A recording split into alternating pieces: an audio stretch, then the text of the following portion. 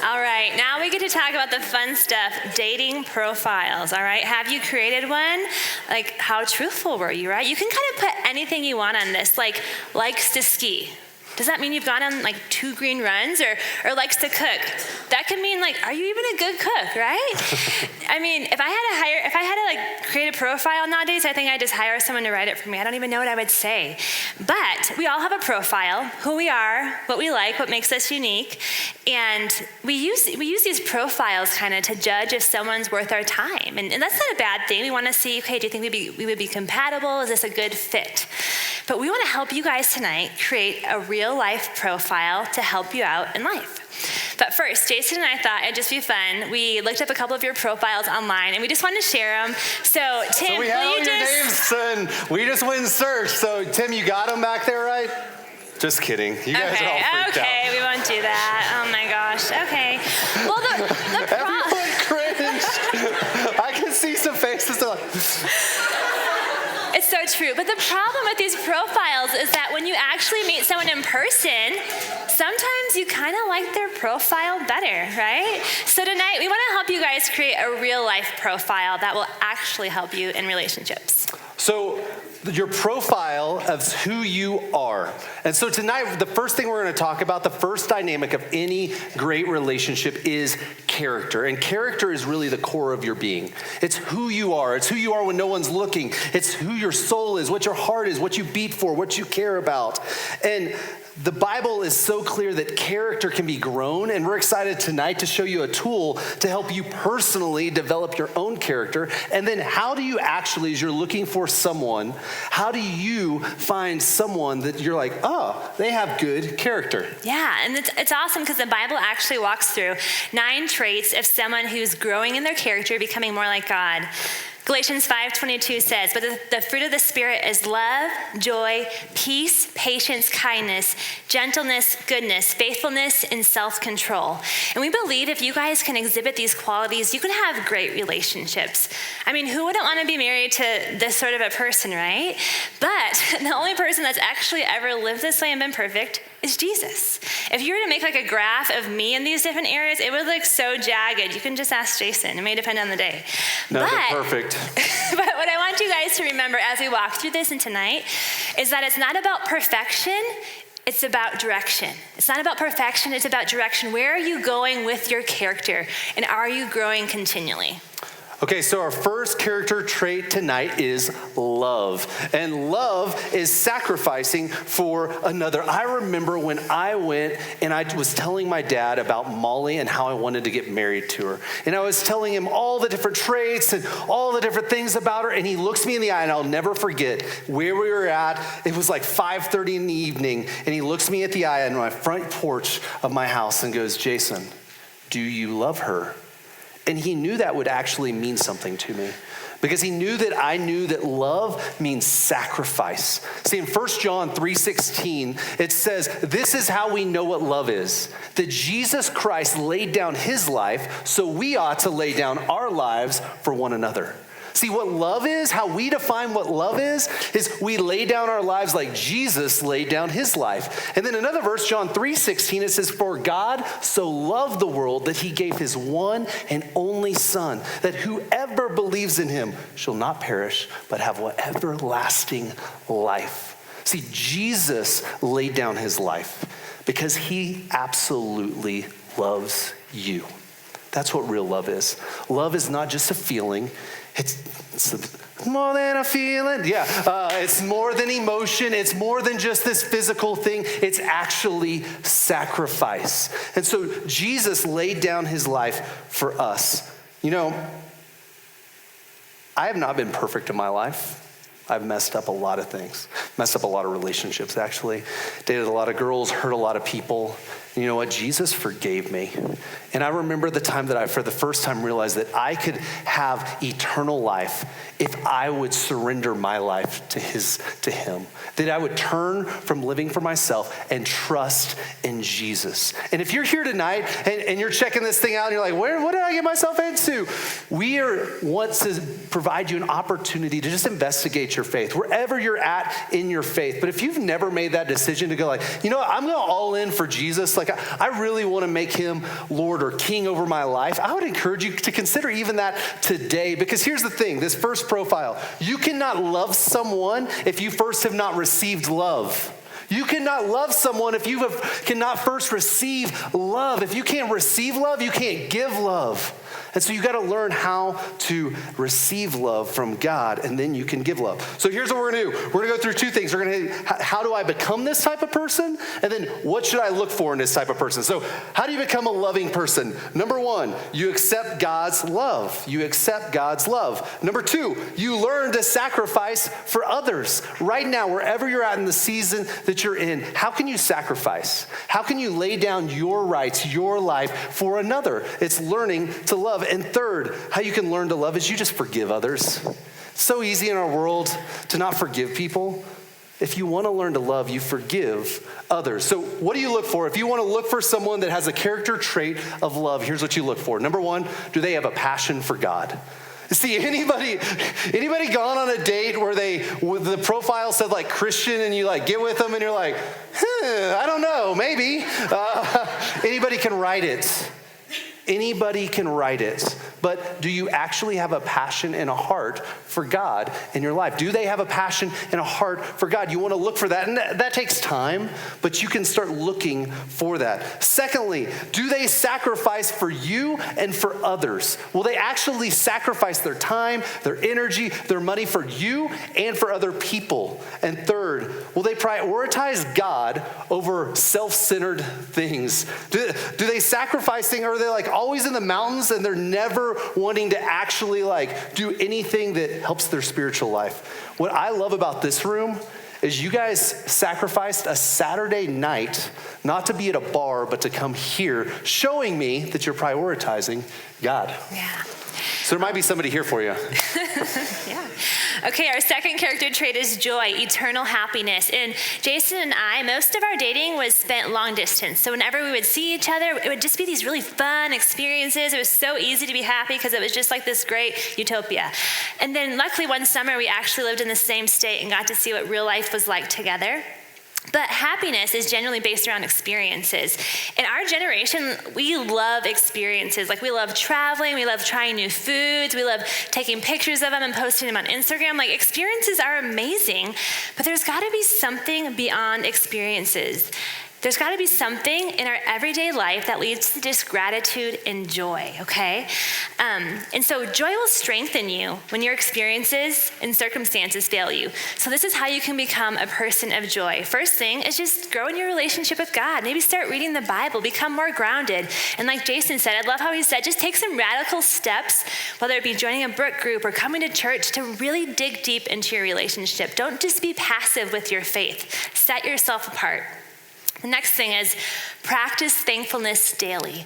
This may be like starting a journal of thankfulness, or maybe it's the way you talk to people. A lot of times I'll call Jason and I end up just telling him all the hard things that went on during my day. And then I stop and I'm like, oh, but there was all these good things too. And I want to be sure I share those as well. So share the hard things, but also make sure you're sharing the good things. So what do we look for in this sort of a person? Someone who's just not addicted to experiences. They're not always just having to plan the next thing to fulfill them or get them through the week. Someone who can be content in daily life. Someone who just shows positivity towards life, just on a daily basis. They have a good attitude and they're enjoyable to be around. And then lastly, someone who just pushes you to God for strength. That's great. And I love these as I go through them even personally, being married for 13 years, I go, I want to be more that type of person. The third character trait is peace. This is emotional stability.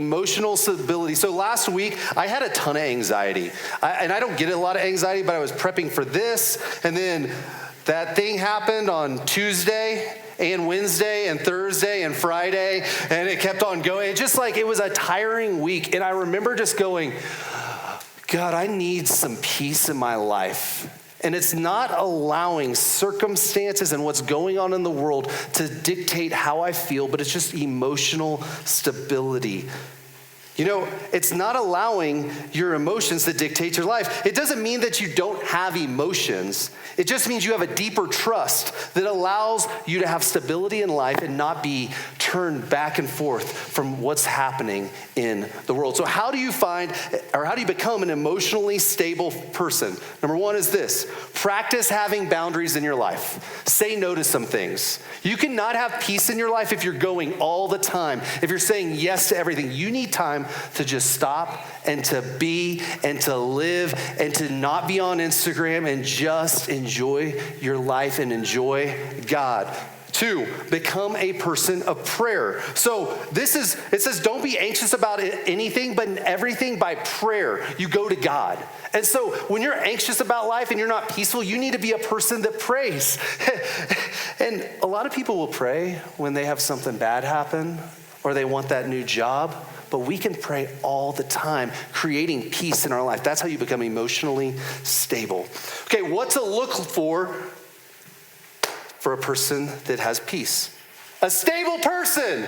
A stable person. Okay, it's not someone that one day is like, oh my gosh, I can't do this. And so like, hey guys, I'm so happy all the time. Hey, that's my best friend. That's my best friend. That's my best friend. That's my best friend. No, it's someone, you can have emotion. You can be hard times and you can have good times, but it's someone that has some stability in their life. If they have a new crisis every single day, there might be a red flag to that person. Secondly, just see if the person prays, or do they actually a prayerful person? When you ask them to pray for you, will they pray for you and follow back up on that? Will they actually pray for you? And I believe you need to look for someone that is a hard worker, because no one wants to be in a relationship with just the lazy bum, but someone that can work hard at a slow pace. They're not always going all the time, but they can work hard, but they can also chill out. Mm-hmm. Our next one is patience. And patience is the ability to accept situations without getting angry. And these situations could just be, a delay in plans or trouble that comes up without getting upset. And so I think it's safe to say we all probably struggle with patience. I remember when I was single, I was just used to kind of doing whatever I wanted, whenever I wanted, in my own time. And then when I got married to Jason, I started taking up going on these walks on a regular basis to burn off steam, because I wasn't used to having to accommodate somebody else into my schedule. I wasn't used to being patient. I was used to getting what I wanted whenever I wanted it. And so the idea of patience also when it comes to faith is huge. God created faith that we put our trust in him, and it's not something that happens right away. We have to wait for his timing. It's a process. And a lot of times what we do is we exchange a quick fix that might satisfy, temporarily right away, and we give up God's best plan for our life because we aren't patient. So how do you become this person? I think just practicing patience in everyday areas of life, like waiting for your food, waiting for the bathroom, and when you're driving on the highway, just becoming an overall a little bit more laid back person. Accept delay in life by giving up your plans for something somebody else wants to do. Say you're hanging out in a group and you decide, you know what, I want to go to this restaurant, but everyone else wants to go here. Let's just go where they want to go. Let's just kind of give up my plans, be patient, go where someone else wants to. So how do you look for this in somebody else? Look for somebody who allows mistakes in the world and doesn't get frustrated easily. Look for someone who allows for mistakes and just doesn't get frustrated with other people right away. The second thing is to someone who thinks things through. They're not impulsive with their time or with their money. If they are, this may show that they haven't practiced the art of just waiting. The last thing is look for somebody who's understanding and gracious towards you and others. Say if you're talking about a situation or you disagree with them on something, do they get quickly frustrated or angry at you? That's probably just going to get worse the longer they become more comfortable with you.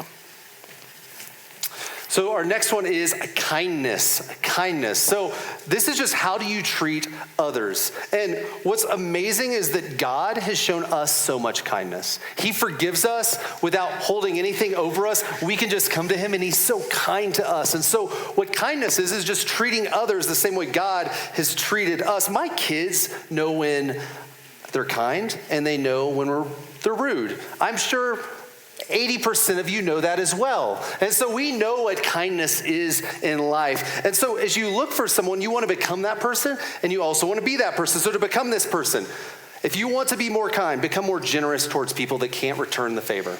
Find people that can't return a favor and be generous towards them. Look for opportunities to give your time, your money to people that need that help. Second, think the best of people. We live in such a cynical world. We think the worst in people all the time. What if you started thinking the best of people and you gave people the benefit of the doubt? If you want to become a kind person, think the best in people. Third, become sensitive to the needs of others. Here's a great question you can ask your friends. How can I help you? And you know when they say how you can help them? Help them. You will develop in kindness. So here's how you look for someone that is a kind person. What do they do? How do they serve people around them? Do they serve their friends? Do they serve their family? Like when you're eating a meal at their house, who does the dishes? Do they go run and try to do the dishes? Or are they consumed with themselves? Are they always thinking about someone else? Do they give to the needy? That's the second thing they could do. Are they generous? One of my most attractive things that I've learned about Molly while we were dating is that in college, she was in LA, and every Saturday night, she would go to Skid Row where the people are shooting up crazy drugs, and she would feed the homeless and then pray for them. Woo! That's hot right there. I was like, man, that's a kind person. I want to be married to that kind of person. And the last thing is, look for someone that's not a gossip. Look for someone that's not always looking for the latest juicy news to tear someone down and uplift themselves. Look for someone that is kind. Okay, our next one is goodness. And this is who you are when no one's looking. It's basically integrity. This one's a little harder to see. This is why I tell couples to kind of go slowly when dating, because it's hard to see what's really inside. And on the inside, it's like an apple. So you see this like beautiful red apple, right? And then you take a bite, and then you kind of see what's really inside of it. When I dated Jason, luckily I got to know him as friends for about 2 months. So I got to see how did he treat other people. I got to just see him without all the romance, and it was super helpful. So I know that's not always the situation, but if you can get to know somebody as friends, like take advantage of that time before the romance is there to kind of get to see what's really inside of them. How do you become this sort of a person? The first thing is just get a mentor. I can't encourage you enough to get a mentor. Be honest with yourself. What are the things that you kind of try to hide that you don't want other people to see? The truth is, you're going to get found out someday. You can only hide that for so long. If you work on those things now, you are going to bless your future spouse. You're going to bless your future marriage. So get a mentor to help you grow in those things. And then accountability. Ask your friends, someone who you see very often, just on some of those things that you want to grow in. Tell them your vision for what you're wanting to see accomplished in your life, and they'll be there to help you do it. You can't do it on your own. So how do we see this in others? Look for somebody who acts the same in different situations and around different people. This shows that what they value and who they are doesn't change based on circumstances or who they're around. Look for someone else who has a mentor. This shows that they're willing to actually grow and they're willing to deal with their stuff. Then lastly, just someone who has a good reputation. Other people like being around them, and just other people respect them. Cool. Next characteristic to look for is faithfulness. Do what you say you're going to do. A faithful person is amazing. And a faithful spouse is even more amazing. Because I never worry at night, I'm like, oh, I wonder what Molly did today. I wonder if she cheated on me. I wonder if she lied to me. One of the things that you want to look for is trust in a relationship and faithfulness and seeing, are they faithful? So how do you become a faithful person? If you want to become faithful, be responsible with a little. So you might be here tonight and you're like, okay, how do I be responsible with a little? You might only have $30 in your bank account. How are you responsible with that? If you're responsible with that, you can be entrusted with more, the Bible says. And so if you're faithful with the little, you can be faithful with a lot. If you're faithful with, let's say you got a dog and you're taking care of your dog and you're taking it out and you're being a good pet owner, it shows that you can be faithful with more responsibility. Be faithful in the little. Okay, second is take opportunities to get more responsibility. In our generation, we don't want any more responsibility. Have you noticed that? People are like, I don't want to do that. I don't want to commit to that. I don't want to be that person. Look for opportunities to actually take more responsibility in your workplace.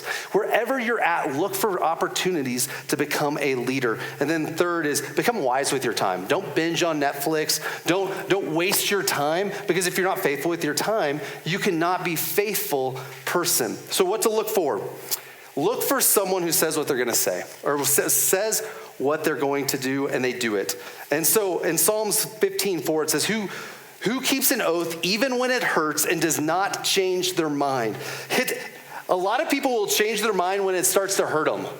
But when you say you're going to do something, you should do it. Look for someone that actually does what they say they're going to do. Look for a loyal person, secondly. Look for someone that's loyal. Do they actually have a group of friends that likes them? I mean, like, that really likes them, that their friends like them and they like them back, and they're really connected and they're loyal to that person. And third, this is just an opinion, look for someone that doesn't waste money.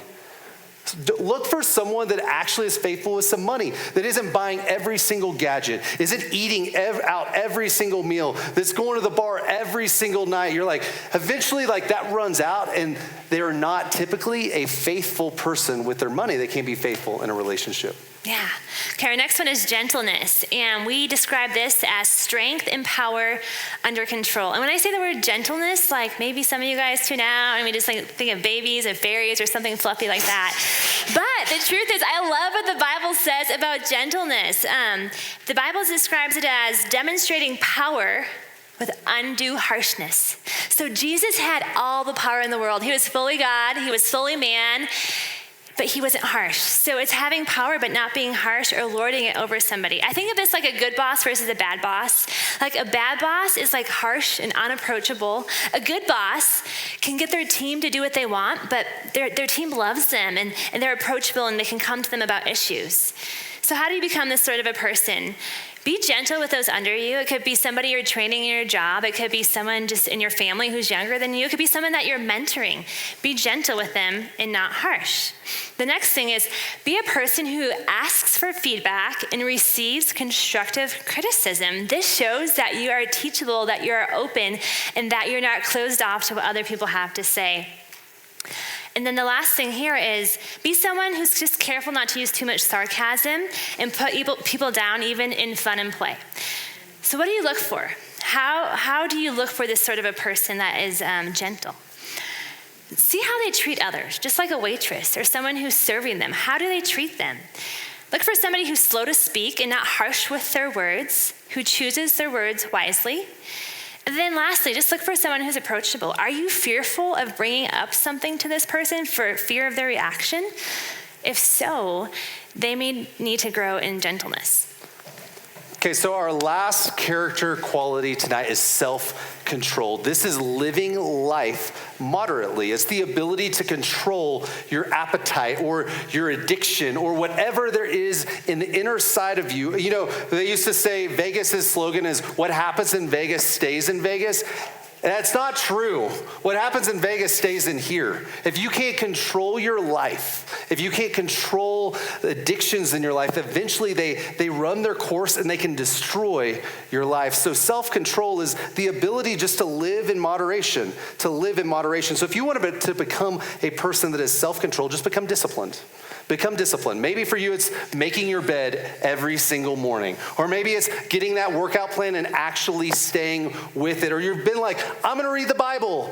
And that was in 2009. And you're like, actually go start reading the Bible. And be a disciplined person creating habits. The second thing you could do to grow in self-control, to become a self-controlled person, is deal with your garbage now. So many people hide what is really in their heart. We all have a shadow.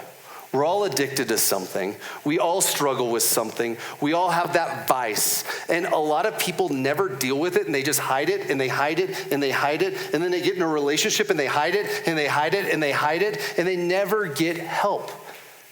You can get help right now. I would encourage you. I was talking to a buddy. He was like, man, I'm struggling. I'm going to a counselor next week. And I was like, dude, that is so stinking awesome that you're dealing with that now. If you don't deal with it now, it can continue to hurt you. Wherever you're at in your relationship right now, I would encourage you to deal with the stuff that is in your heart. So what do you look for a self-controlled person? Okay, you go on date 1. You go on date 2. Day 1, they try to make out with you. Maybe not super self-controlled, or you're like kidding their hand away. They're probably not a self-controlled person. So that's one thing to look for, is the handsy first dater. Second is, it's true. You're like, I know that guy. do they have any bad habit that they say? Again, we all have bad habits, but do they keep saying, I don't ever want to do that again. And the next day they do it again. I don't ever want to do that again. And they do it again, and they do it again. They have not learned how to actually control themselves. And then lastly, just how are they in front of their friends when the filter's off? Are they actually like the person you thought they were? Because you typically lose your self-control when you're around your friends. So that's kind of just our like, hey, this is what to look like, this is to become. I know it's not all encompassing, and we may have said some things that I don't know if I agree with. You don't have to agree with everything we're saying. We're just trying to help you think about it. But the idea in this is that you will never be perfect. None of us will ever be perfect. But like Molly said, it's not about perfection, it's about direction and where are you headed in life. And so I want to encourage you right now that you can actually develop in your character wherever you're at. And I pray that your relationships and who you eventually end up having a committed relationship with would have someone of character. I'm going to close us out and then we're going to take a break. God, thank you for these people. Thank you that you have given your word. And God, I pray that we might be these type of people because we can't do this on our own. I can't be this type of man. Molly can't be this type of woman. We need your help. It says it's the fruit of the Spirit. And so God, we ask that your Spirit would help us to be these type of people. In Jesus' name, amen. We're going to take